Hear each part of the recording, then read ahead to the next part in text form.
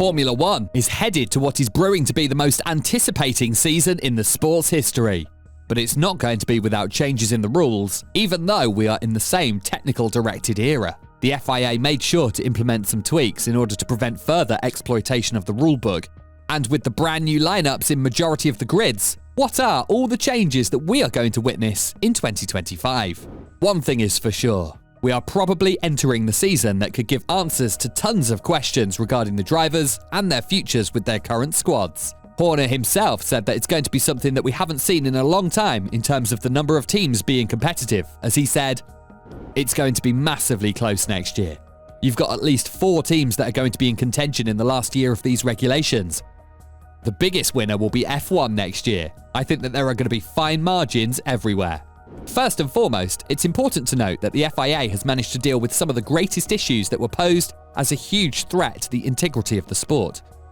A massive part of that is the rear wing of the cars. In 2024 in Baku, we've seen that the flap of the rear wing was rotating under significant high-speed load without opening the DRS, which created the infamous mini DRS trick. Be that as it may, the new rules are now preventing this because the allowed gap has shrunk. And from 10 to 15 millimeters, it has gone to 9.4 to 13 millimeters. With the DRS open, the upper boundary remains at 85 millimeters, and the governing body has also tightened up the rules on the DRS modes, now stating that there need to be 2 positions, with the ending of the application of the drag reduction system needing to return the wing exactly as defined to the initial mode. On top of that, we have some new rule changes when it comes to the temperatures on the track, as the race director will now have the authority to call a heat hazard if the temperatures are over 30.5 degrees Celsius, which would give the teams an option to mount their drivers with additional cooling systems. Of course, this would alter the weight of the car, and in such events, the weight limit will be increased by an additional 5 kilograms as a compensation for the increased mass of driver equipment.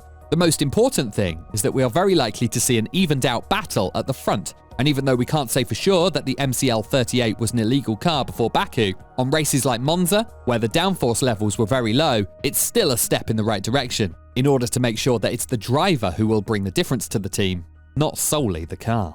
And speaking about changes, what we must say is that there are some of the teams who will be changing the majority of their cars' philosophies, such as Ferrari. The team boss, Vasseur, has opened up about the 2025 Challenger, one that will see the legend himself Hamilton try to win a championship on his first try, and said that there needs to be a bold approach, which is why his team has changed 99% of the car's concept. Of course, under strict regulations, this could mean very little in terms of adaptation from the driver's side, but on the other hand, the engineers and the technicians would have to understand the new flow of the car, as well as the new combination of mechanical and aerodynamic synergy of the car. Talking about this, Vasseur said, "If it will be competitive, we'll find out in Bahrain. Sometimes you don't realize you're taking risks until afterwards. The car will be completely new. I think we'll have less than 1% of the parts in common with the 2024 cars. It's a different project, but the same applies to everyone. We can't say now if 2025 will be our year, but I trust the project we are working on. It will still be an intense challenge like the one we just completed. I am very proud of how we tackled difficulties this year, but we must take another step towards consistency." The intensity at the front is going to be increased to a massive extent, and apart from the Ferrari duo, which is arguably the most competitive one on the grid, McLaren will have a lot to say regarding the championship fights in both of the categories. The MCL38 was a standard that everyone had to beat, but with the lowered wind tunnel time, the Woking-based squad might find themselves in some difficult situations ahead of the new season, especially given the fact they have 2 very competitive drivers on their own. Piastri has shown signs of brilliance on multiple events in 2024, and now it's safe to assume that he will be the charging force next to Norris to secure the Constructors' Championship for the 2nd consecutive season. However, what we can also say with confidence is that he won't lift off the gas pedal in the Drivers' Championship either. Sure, he is still very young and has a lot of learning to do, especially when it comes to managing his race, but the Aussie himself was adamant that he needs to do more in 2025 if he wants to harvest the fruits of his own success. When talking about the upcoming campaign, the 2-time race winner said, "Yeah, definitely you want to earn everything that you can on merit. But again, it happened once going both ways. I think for me, the biggest thing is to make sure that I'm in a better position in the driver's standings, where I'm not subject to that in some ways, because if we were on even points, then it wouldn't have been a topic. So I think for me, putting myself in a stronger position initially is important. And that is probably the biggest takeaway. I think it's just making sure that I am scoring the points maximising opportunities, because really, that is what led to the team orders. So that is my goal. Shots will be fired, and drivers will be under a lot of tension in the new season. So all in all, the goal for McLaren would be similar to the one of Ferrari. Just manage everything under control and make sure that all of the battles would be led on the track. Here is what they need to know though. The Verstappen factor is never going to change as long as he is driving in Formula 1.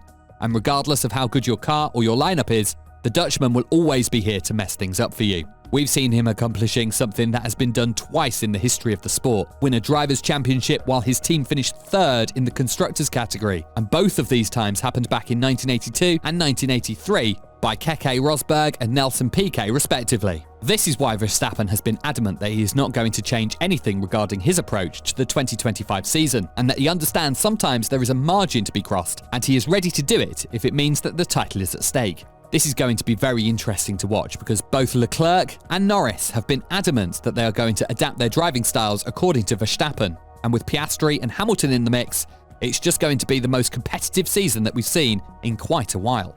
When talking about his approach to 2025, Verstappen said, "I will always go to the limit to get the most out of every race. If I have to force it, then that's just how it goes. Sometimes you have to cross a line. I will always do everything to get the maximum result for a championship. And of course, sometimes you have to go to the limit or over the limit, and not everyone understands that. Not everyone has that mentality."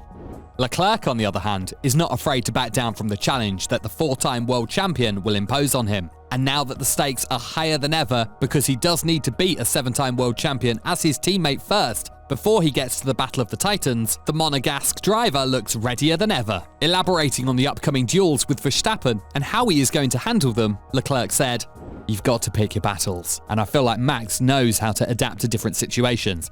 And we've seen it. There were moments last season when he was not aggressive, but when the end of the season arrived and Lando was coming back there, you could see him play with the rules a lot more. And I feel like I've got that in me. I know that whenever big things will be at stake, when it will be the moment to take those risks with the right people, I'll go for it. But that is also why I've always enjoyed racing with Max. The mentality of the driver is a big part."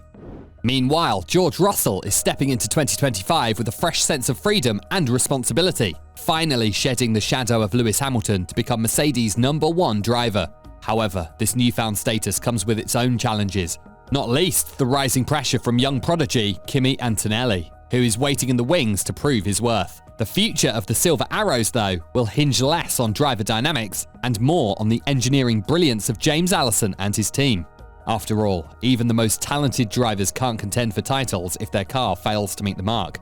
The glimmers of hope for Mercedes lie in lessons learned from 2024. Performances at Silverstone and Las Vegas offered a glimpse of what their car truly thrives on, revealing the metrics that could unlock a path to dominance. The real challenge now is consistency, translating those successes to circuits with higher temperatures and more demanding conditions.